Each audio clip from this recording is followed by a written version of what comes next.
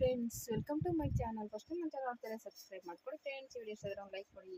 ಇದು ಏನಪ್ಪ ಅಂದರೆ ಪಟೇಲ ಪ್ಯಾಂಟ್ಗೆ ಕೆಳಗಡೆ ಕ್ಯಾನ್ವಾಸ್ ಕೊಡೋದು ಹೇಗೆ ಅಂತ ನೋಡೋಣ. ಬನ್ನಿ. ಆಲ್ರೆಡಿ ಈ ಥರ ರೋಲ್ ಸಿಗುತ್ತೆ ನಿಮ್ಗೆ. ಇದರಲ್ಲಿ 1 ಇಂಚು 2 ಇಂಚು ಆ ಥರ ಸಿಗುತ್ತೆ.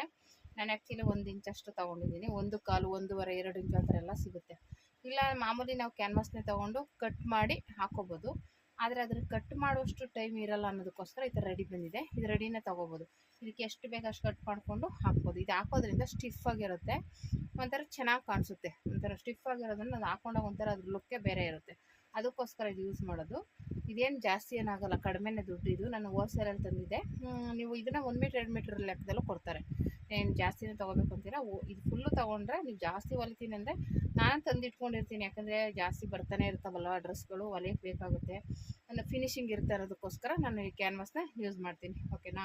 ಈ ಥರ ಕ್ಯಾನ್ವಾಸು ನೀವು ಯೂಸ್ ಮಾಡ್ತಿದ್ರಾ ಇಲ್ವಾ ಅಂತ ಕಮೆಂಟ್ ಮಾಡಿ. ಇದು ಬಂದ್ಬಿಟ್ಟು ಬಾಟಮ್ ಕ್ಯಾನ್ವಾಸ್ ಅಂತಲೇ ಹೇಳ್ತಾರೆ, ಅಂದರೆ ಪ್ಯಾಂಟ್ ಕ್ಯಾನ್ವಾಸ್ ಅಂತಲೇ ಇದನ್ನು ಕರೆಯೋದು.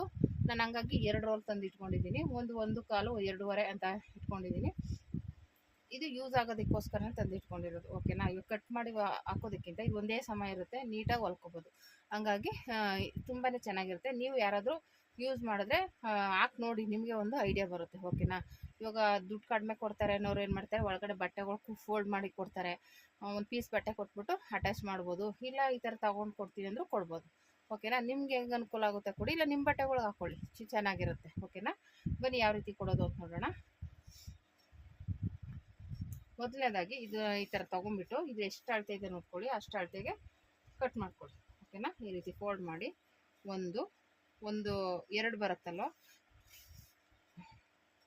ಈ ರೀತಿ 2 ಆಯಿತು ನೋಡಿ. 2ಕ್ಕೆ ರೆಡಿ ಆಯಿತು. ಇನ್ನು ಇದನ್ನು ಹಾಗೆ ಎತ್ತಿ ಇಟ್ಕೊಳ್ಳೋದು ಅಷ್ಟೇ.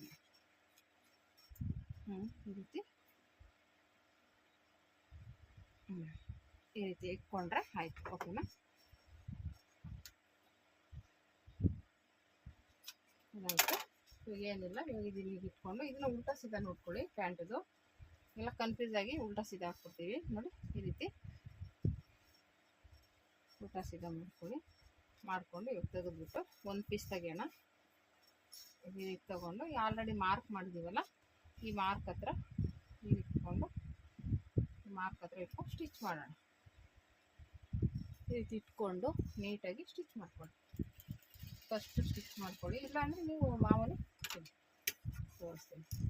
ಈ ರೀತಿ ಬೇಕಂದರೆ ಇದನ್ನ ಹೆಂಗೆ ಫೋಲ್ಡ್ ಮಾಡಿಕೊಂಡು ಸ್ಟಿಚ್ ಮಾಡ್ಕೊಬೋದು. ಒಂದೇ ಸಲ ಮಾಡ್ತೀನಿ ಅಂದರೆ ಈ ರೀತಿ ಒಂದು ಸ್ಟಿಚ್ ಹಾಕ್ಕೊಳ್ಳಿ.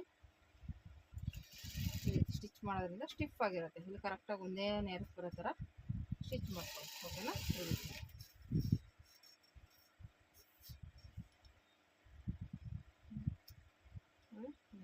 ನಾನು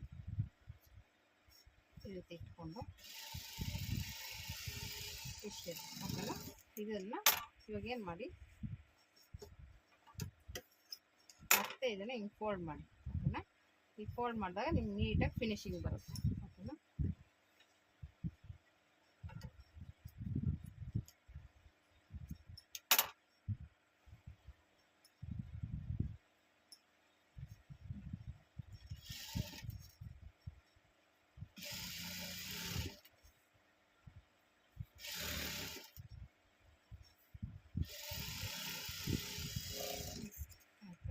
ಮತ್ತೆ ಈ ಕಡೆ ಸ್ಟಿಚ್ ಹಾಕ್ಕೊಳ್ಳಿ.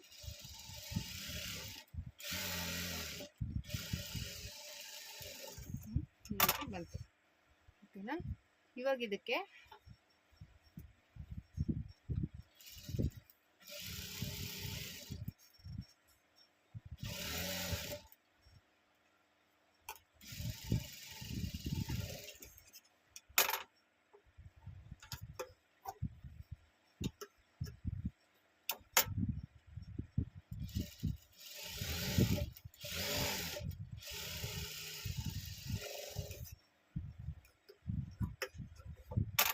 ಮಧ್ಯದಲ್ಲಿ ಈ ಥರ ರೌಂಡ್ ಶೇಪ್ ಕೊಡುತ್ತೆ.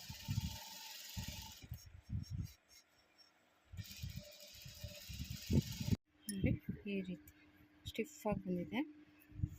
ಈ ರೀತಿ ಕ್ಯಾನ್ವಾಸ್ ಹಾಕಿ ರೆಡಿ ಮಾಡ್ಕೋಬೋದು. ಇಲ್ಲಾಂದರೆ ಇದಕ್ಕೆ ನೀವು ಕ್ಯಾನ್ವಾಸ್ ಬದಲು ನಾನು ಹೇಳ್ದಂಗೆ ಬಟ್ಟೆ ಪೀಸ್ನ ಹಾಕಿ ಇದೇ ರೀತಿ ಸ್ಟಿಚ್ ಮಾಡ್ಕೋಬೋದು. ಅದು ಚೆನ್ನಾಗಿರುತ್ತೆ. ಆದರೆ ಈಗೆಲ್ಲ ಒಂದು ಸ್ವಲ್ಪ ಫ್ಯಾನ್ಸಿಯಾಗಿರ್ಬೇಕಂದ್ರೆ ಈ ಥರ ಯೂಸ್ ಮಾಡ್ತಾರೆ. ನೀವು ಬೇಕು ಅಂದರೆ ಬಟ್ಟೆನೂ ಯೂಸ್ ಮಾಡ್ಕೋಬೋದು, ತೊಂದರೆ ಏನಿಲ್ಲ. ಬೇರೆಯವ್ರಿಗಾದ್ರೆ ಈ ಥರ ಹಾಕಿ, ನಿಮಗೆ ಆದರೆ ಬಟ್ಟೆ ಹಾಕ್ಕೋಬೋದು. ಇಲ್ಲ ನಿಮಗೆ ಯಾವ ಥರ ಬೇಕಾದರೂ ಯೂಸ್ ಮಾಡ್ಕೋಬೋದು. ಯಾಕಂದರೆ ಸ್ಟಿಫಾಗಿ ನೀಟಾಗಿ ಫಿನಿಶಿಂಗ್ ಆಗಿರುತ್ತೆ. ಅಂದರೆ ಎಷ್ಟು ಫಿನಿಶಿಂಗ್ ಆಗಿದೆ, ಹಾಕೊಂಡಾಗ ಒಂಥರ ಲುಕ್ಕು ಕಾಣಿಸುತ್ತೆ. ಅದಕ್ಕೋಸ್ಕರ ಇದನ್ನು ಯೂಸ್ ಮಾಡೋದು. ಈ ವಿಡಿಯೋ ಇಷ್ಟ ಆದರೆ ಲೈಕ್ ಮಾಡಿ, ಶೇರ್ ಮಾಡಿ, ಕಮೆಂಟ್ ಮಾಡಿ. Thank you for watching friends.